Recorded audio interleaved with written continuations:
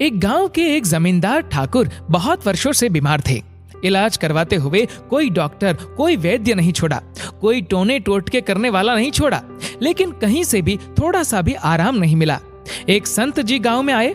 उनके दर्शन करने वो जमींदार भी वहां गया और उन्हें प्रणाम किया। उसने बहुत दुखी मन से कहा, महात्मा जी, मैं इस गांव का जमींदार हूँ। सैकड़ों बीघे जमीन है मेरे पास। इतना सब कुछ होने के बावजूद मुझे एक लाइलाज रोग है जो कहीं से भी ठीक नहीं हो रहा। महात्मा जी ने पूछा, भाई क्या रोग है आपको? जी, मुझे मल त्याग करते समय बहुत खून आता है और इतनी जलन होती है जो बर्दाश्त नहीं होती। ऐसा लगता है मेरे प्राण ही निकल जाएंगे। आप कुछ मेहरबानी करो महात्मा जी। बाबा ने आंख बंद कर ली, शांत बैठ गए। थोड़ी देर बाद बोले, बुरा तो नहीं मानोगे, एक बात पूछूं? नहीं महाराज, पूछिए।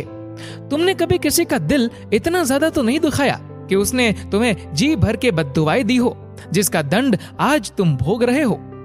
तुम्हारे दुख देने से वो इतना अधिक दुखी हुआ हो जिसके कारण आज तुम इतनी पीड़ा झेल रहे हो? नहीं बाबा, जहां तक मुझे याद है मैंने तो कभी किसी का दिल नहीं दुखाया। याद करो और सोचो, कभी किसी का हक तो नहीं छीना, किसी की पीठ में छुरा तो नहीं मारा, किसी की रोजी रोटी तो नहीं छीनी, किसी का हिस्सा जबरदस्ती तुमने खुद तो नहीं संभाला हुआ। महात्मा जी की बात पूरी होने पर वो खामोश और शर्मसार होकर बोला, जी, मेरी एक विधवा भाभी है जो कि इस वक्त अपने मायके में रहती है।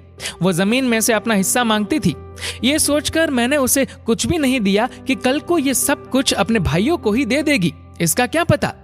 बाबा ने कहा, आज से ही उसे हर महीने 100 रुपए भेजने शुरू करो। ये उस समय की बात है जब 100 रुपए में पूरा परिवार पल जाता था। उसने कुछ रुपए भेजना शुरू कर दिया। 2-3 हफ्तों के बाद उसने बाबा से आकर कहा, जी मैं 75% ठीक हूँ। महात्मा जी ने सोचा कि इसे तो पूरा ठीक होना चाहिए था, ऐसा क्यों नहीं हुआ? उससे पूछा, तुम कितने रुपए भेजते हो? जी 75 रुपए हर महीने भेजता हूँ। इसी कारण तेरा रोग पूरा ठीक नहीं हुआ। संत जी ने कहा, उसका पूरा हक उसे इज्जत से बुलाकर दे दो। वो अपने पैसे को जैसे मर्जी खर्च करे, अपनी जमीन जिसे चाहे दे दे, ये उसकी मिल्कियत है, इसमें तुम्हारा कोई दखल नहीं है। जानते हो वो कितना रोती रही है, जलती रही है, तभी आपको इतनी जलन हो रही है। जरा सोचो, मरने के बाद हमारे साथ क्या आएगा? जमींदार को बहुत पछतावा हुआ। उसने फौरन ही अपनी विधवा भाभी और उसके भाइयों को बुलाकर सारे गांव के सामने उसकी जमीन, उसके हक का पैसा उसे दे दिया और हाथ जोड़कर अपने जुल्मों की माफी मांगी। उसकी भाभी ने उसे माफ कर दिया और उसके परिवार को खूब आशीर्वाद दिए। जमींदार का रोग शीघ्र ही पूरी तरह से ठीक हो गया। अगर आपको भी ऐसा कोई असाध्य रोग है तो जरूर सोचना, कहीं मैंने किसी का हक तो नहीं छीना है, किसी की पीठ में छुरा तो नहीं घोंपा है, किसी का इतना दिल तो नहीं दुखाया हुआ है कि वो बेचारा इतना बेबस था कि तुम्हारे सामने कुछ कहने की हिम्मत भी ना कर सका हो।